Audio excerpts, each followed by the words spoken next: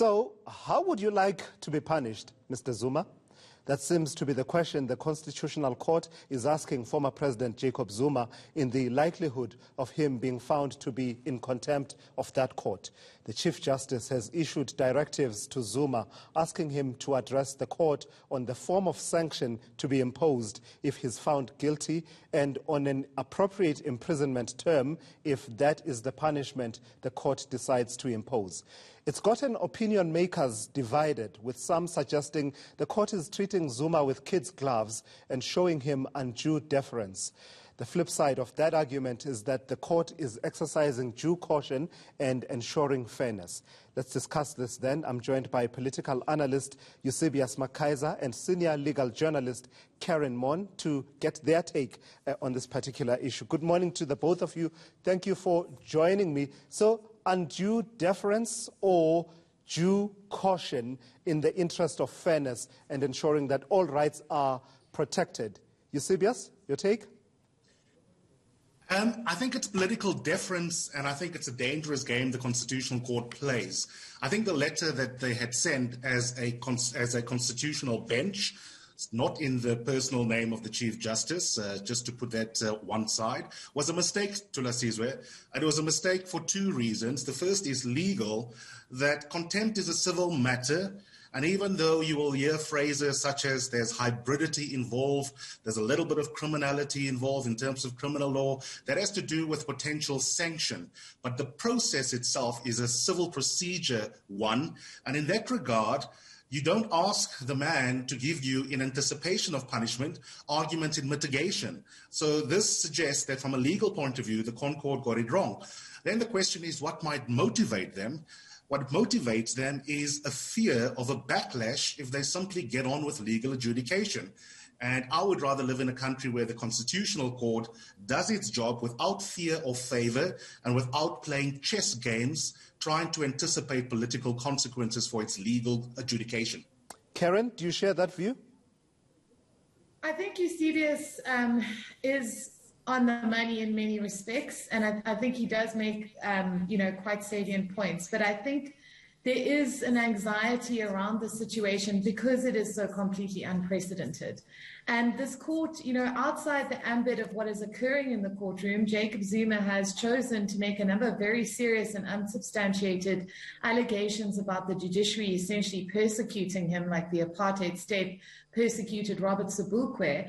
And I think that there is a level of awareness that they almost need to go above and beyond to show that they are imposing a kind of regularization of this process, which has gone so out of the ambit of the realm of law and into such a divisive and potentially, socially dangerous sphere of courting, allegations of potential judicial coups, et cetera, that I think this is them trying to immunize themselves against any accusation that they haven't given him a fair opportunity to state his case, even though, as Eusebius will undoubtedly and has pointed out, he's had now two opportunities to do so. He had the chance to do so when the case was first brought. He had the chance to respond to the contempt case against him. He chose not to do so.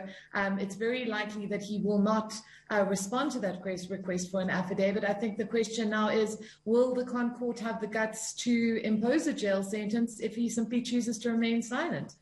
So, Eusebius, I don't disagree with Karen. Yeah, go ahead. That Karen is the legal journalist expert. I'm the political analyst in this discussion, but she's making the political observation. I'm making the legal one. And that's because of the intersection of law and politics in our public discourse. Karen is right in terms of explaining the court.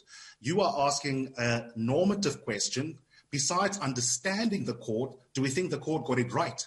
And my point is that Karen is 100% correct in her explanation of why the court is doing what it did. But I'm disappointed as a citizen that the court did what it did, because it should solely be in the business of legal adjudication without regard for the kind of factors that Karen has so cogently explained. Eusebius, what about considerations of, the discomfort around the Constitutional Court being a court of first and last instance, given just how binding and permanent remedies that it issues out are, in the sense that if the decision is that he should be committed to prison, there's no more room for him to appeal that particular decision. It's unlike, a matter that has evolved over the other courts. You understand that difficulty that the Constitutional Court seems to have with being a court of first and last instance, particularly where issues of liberty of a person, when those issues come up in a matter. I agree with you, and I think that's a better argument because it is a squarely legal argument, and I only want to hear legal arguments from the court. You and I can talk politics outside of the court processes. So this question of the conundrum of being a court of first instance and also last instance is a really interesting argument. And there, I think Karen and I would agree that that gives you a reason to try and belatedly seek some sort of response from the other side. I suppose I don't have a fixed view on whether that is sufficient to justify the correspondence that we've seen to Lasizwe. What one might say, and this is not necessarily my view, but if I would play devil's advocate, someone who wanted to sustain the criticism that I started off with in this discussion might say to you, okay, the argument you've just put on the table is a good one, but the jurists among themselves should puzzle through that argument without asking Zuma or his counsel for an opinion, given that they're not entitled to, given that this is a civil procedure matter, and given the contempt, as Karen has listed, shown thus far for the authority of the court. So you can wrestle with the question that you've just outlined without the correspondence. Karen, as novel as this issue is, and as much as you are saying that the Constitutional Court are trying to immunize themselves against, backlash and the likes and criticism that they are treating him unfairly, the issue that we can't escape is that former President Jacob Zuma made a conscious election not to participate. It's unusual. It happens, quite usually that the Constitutional Court will issue directives and ask parties to address it on a specific aspect of any issue that they are hearing. But the big difficulty in this particular case is that you are dealing with people who have opted not to be parties in a way, in the sense that they've not participated at all, and you are asking them to act in line with particular directives. Well, it goes deeper than that. I mean, essentially what the former president has done in his conduct towards the inquiry, towards the Court, in his utterances around the judiciary, is he's essentially told the nation that the laws and the rules and the highest court in the country simply do not apply to him. That he is outside of their ambits, that, he is prepared to go to jail to defy them, that he simply doesn't believe that fundamental principle that the Court espoused in its ruling of equality before the law, that somehow that is akin to persecution to him. And all he is really being asked to do here, Tula Sizwe, is answer questions that don't incriminate him in crime about his 9 years as the most powerful official in this government, in this country, who made decisions that continue to affect us on an almost daily basis. This letter, it's controversial, it's contentious. I think there's a very understandable debate about that, and I think that's useful. But ultimately, it signals to me that the Constitutional Court is very seriously considering sending him to prison, and it is giving him the option at this juncture to say, what is your input on that? Is there any way, is there any submission you would make, for example, around the issue of a suspended sentence should you go before the inquiry? They are trying to give him the last opportunity to step back from this brink that he has put himself and this country on by repeatedly and sustainedly and vocally and dangerously defying the constitution of this country in its essence, in his actions. And we need to know, and I think we need to know, if he does refuse to abide by the Constitution, if he does continue this defiance, is the Constitutional Court going to have the guts to do what our country has a deep problem with and draw the line and say, so far, no further? You will be accountable, and you'll be accountable in a way that results in you losing your liberty, because this is how seriously we view what you have done. But Karen, he already said that the imprisonment term that the Commission is seeking, they are going to get it, and then said, I don't fear going to jail, and already said, let, quote unquote, their law take its course. No one really expects that he will abide by this.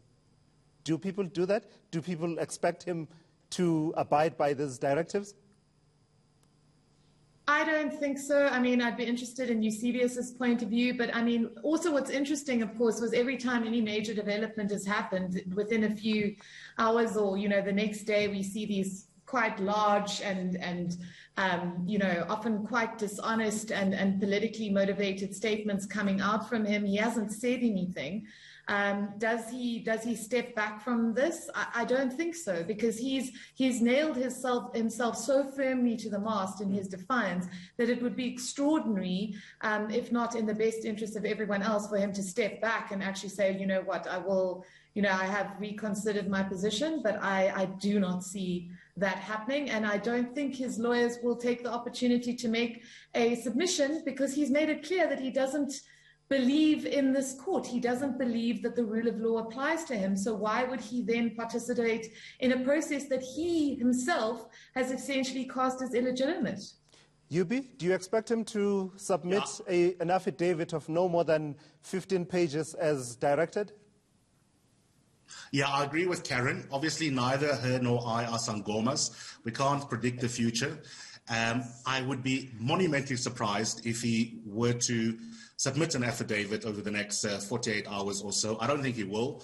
It will undermine everything that he has said so far with his, pamphleteering from behind a laptop. Whoever is doing the typing, might not be him. I don't think he will file. But to answer your question you put to Karen, quite frankly, it's very important for everyone watching the show to understand that the stakes are high. I think an excellent journalist like yourself and like Karen and some of the commentators get what is at stake, but I'm not sure whether we've yet succeeded in getting the country to really, really understand the importance of constitutional supremacy and how it gets tested most potently when the most powerful persons in society, not least a former president, has to face the legal music.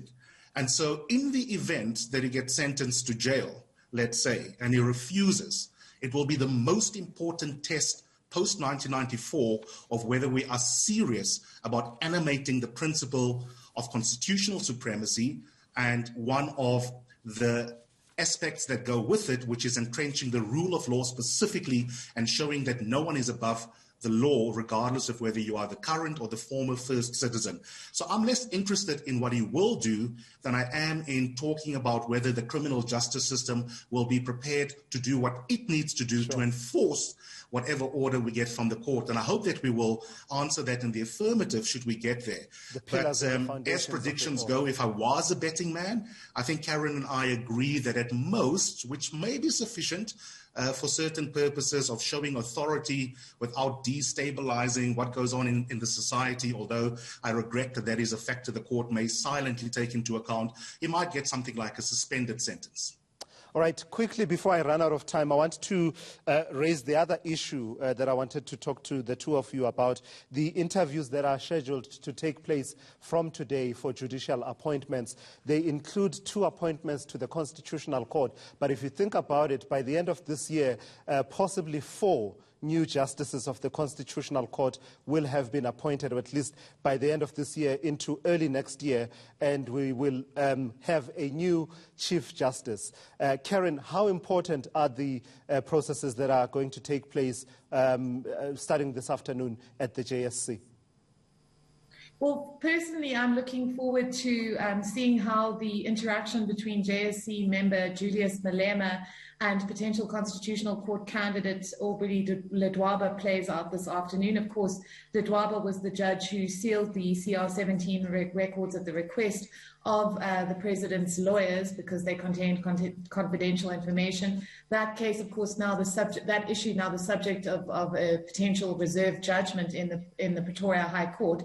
But I think that in this environment where officials like Malema have chosen to go so, vociferously after judges and perpetuate a lot of these narratives about their corruption, which largely remain completely unsubstantiated at this point. We don't know if there's evidence. No one has produced it. I think that moment is going to be very pivotal, and I, for one, am looking forward to see how Judge Ledwaba deals with it and faces it. But I also think that we need to have some serious question marks about the functioning of the JSC. We know that there was making decisions about whether or not to endorse the potential impeachment of Judge President John Hlophe this morning. The Zuma decision in the Concord, the JSE decision with Hlophe, the appointment of these judges. This is a week that will shift our democracy, and we all need to be acutely conscious of that. Eusebius, with that backdrop of the pressure, the incredible political pressure and other societal pressure that we are seeing on the judiciary, but also, instances of questions about judicial conduct. Even the Chief Justice himself is subject to an inquiry into, whether or not he brought, controversy with his comments around Israel and, issues of sanctions against Israel. And you also had that decision on the Hlophe matter finally coming after 12 years.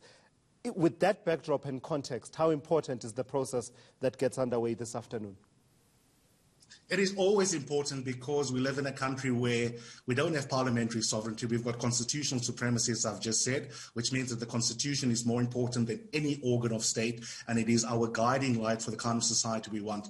In a future conversation, we can talk about the candidates. In the interest of time, all I would say is this to Lasizwe, that if I was a member of the JSC, what I would be looking for are the following principles in each candidate. Number one, hermeneutically speaking, can you demonstrate deep understanding of the Constitution as a text? What is your philosophical approach to it? And how would you go about adjudicating matters of the Constitution?